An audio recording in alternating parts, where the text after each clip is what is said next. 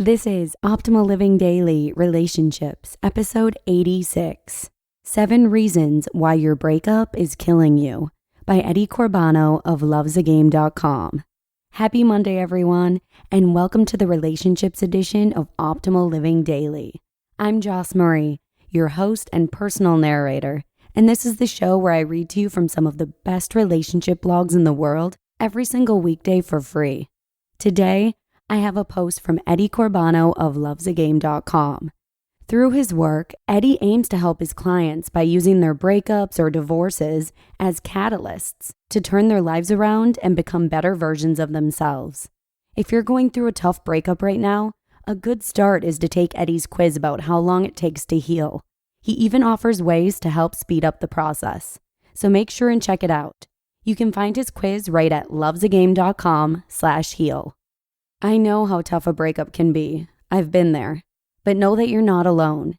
In fact, you can meet a bunch of other like-minded people right in our Facebook group who may even be going through the same exact thing as you.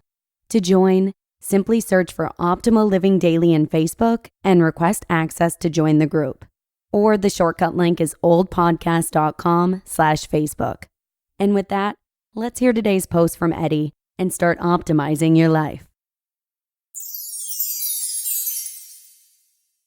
7 Reasons Why Your Breakup is Killing You by Corbano of lovesagame.com. Time heals all wounds. At least that's what they tell you when you mention that you've been dumped recently, along with giving you that look. But does time really heal the wound brought to you by a breakup or divorce? I think that this is a common misunderstanding. Time would not heal anything if it didn't force you to go through a certain process. Time is the medium. You do the healing. Time does heal to a certain degree, but the wounds are not healed adequately, let alone completely if you don't contribute anything to the healing process yourself. Time makes you forget, but your problems are still there. Hidden, but present. Conscious healing. Is a breakup painful? I know it is. Are you amplifying your pain by improper behavior? Well, let's see. For efficient and in-depth healing, you have to take a conscious healing approach. That's what I am teaching in my coaching. Someone said to me lately that she is doing nothing special to overcome her divorce, just waiting for time to heal it. What could she do about it anyway? There are a lot of things you could do to start the conscious healing. A conscious healing approach means that you have to make efforts, like do exercises and shift your state of mind, as opposed to doing nothing, letting the time to work for you. Before you start with exercises, because you don't feel like you need to at the beginning, why not change the few things that directly influence your well-being in a negative way? Why is your breakup or divorce killing you? There is a typical behavior pattern that you see over and over again. People are so overwhelmed by their pain, particularly in the beginning of the breakup, that they willingly or unwillingly drift into certain manners. What are these manners and how are they contributing to your pain? Please listen on. 7 ways you are amplifying your pain.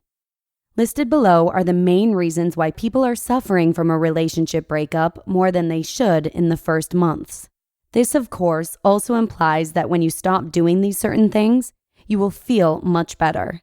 You could call this indirect healing, because it doesn't take a direct initiative, just a change in thinking. Sound good? So let's start. Number 1, neglecting the body's needs. I know you don't feel like eating, or some of you eat way too much. I know you don't want to go jogging, but believe me, you make it worse if you neglect the simple needs of your body. If you are not a friend of healthy cuisine, try at the least to maintain your eating habits that you've had before your breakup or divorce. Never stop working out, jogging, or taking part in the sports you used to. If you suffer from mental pain, there is no reason to carry it over to your body. Number 2, continual mental reasoning. I know that you rethink the past events over and over again. It's almost like a compulsion. You think that maybe you were missing something, and if you relive the breakup, then it would make sense eventually. You have to realize one thing. It is not your obligation to suffer. This vicious cycle of thought is one of the main reasons for your suffering. You must break out of it. Distraction and mind control through meditation are the keys to getting over this blocker. Number 3, isolation. Never isolate yourself for better suffering. Call all your friends, make appointments so that you don't have to spend a minute alone. Go sporting, go on vacation, meet people. Action is the key. Isolation gives you time to think.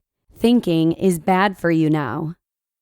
Number 4, trying to get your ex back. Hope is a very dangerous thing, at least in a breakup. There are no rules whether it is possible to get your ex back or not, but I strongly advise you to accept the fact that the relationship is over, rather than try to get back your ex despairingly.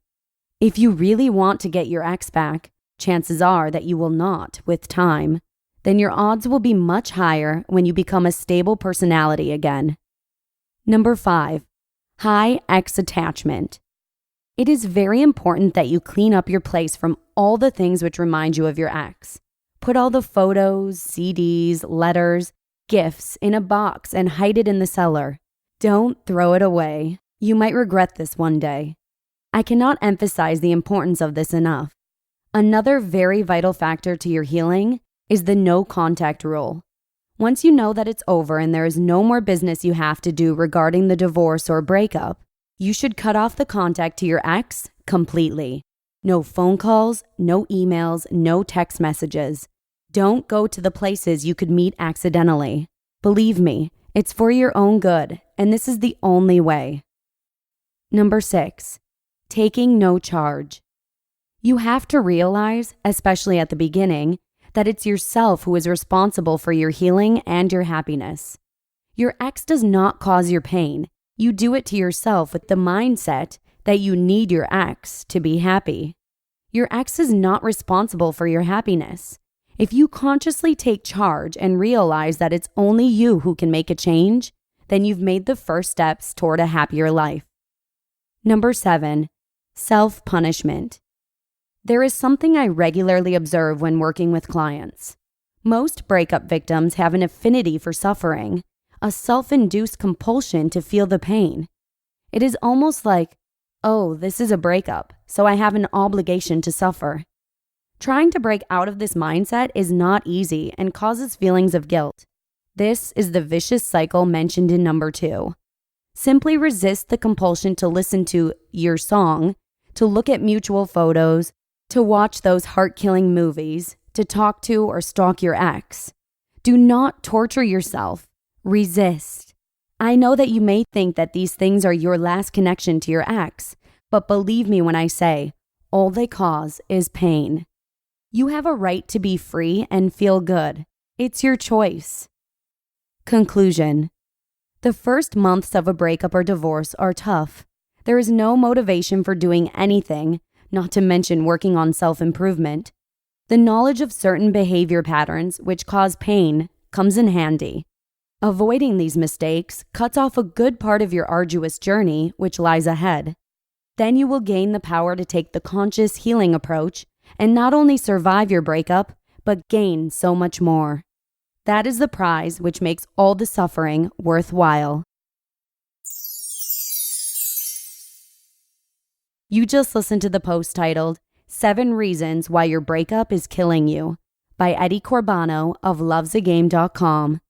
Thank you to Eddie for letting us feature his content so frequently here on the Relationships edition of Optimal Living Daily. It's always super valuable, and I know many of our listeners appreciate his insight. So thanks again. Also, if you'd like to get in touch with us or simply meet other like-minded people, join our Facebook group. It's the quickest way to get our attention, and not to mention, we do random book giveaways on here, so keep your eyes peeled. All you have to do to join is simply search for Optimal Living Daily on Facebook and request access to join the group. Or the shortcut link is oldpodcast.com/Facebook. And that's all I have on this fine Monday. Thank you so much for joining me. Have a wonderful rest of the day, and I'll see you again tomorrow with a post from Evan Mark Katz, where your optimal life awaits. Hello, Life Optimizer. This is Justin Malik, creator and producer of this podcast, but also Optimal Living Daily, the show where I read to you from even more blogs covering finance, productivity, minimalism, personal development, and more from incredible bloggers like Derek Sivers, Zen Habits, Mark and Angel, The Minimalists, and all the ones you hear on this show too. So if you enjoyed today's episode and like taking amazing blogs on the go, come on over to Optimal Living Daily and subscribe to that one too. And together, we'll start optimizing your life. You've been listening to Optimal Living Daily. Be sure to hit the subscribe button to stay up to date on each new episode and head to oldpodcast.com. That's OLDpodcast.com for a free gift as well as more actionable tips and resources to help you maximize your potential. Thanks for joining us, and remember, your optimal life awaits.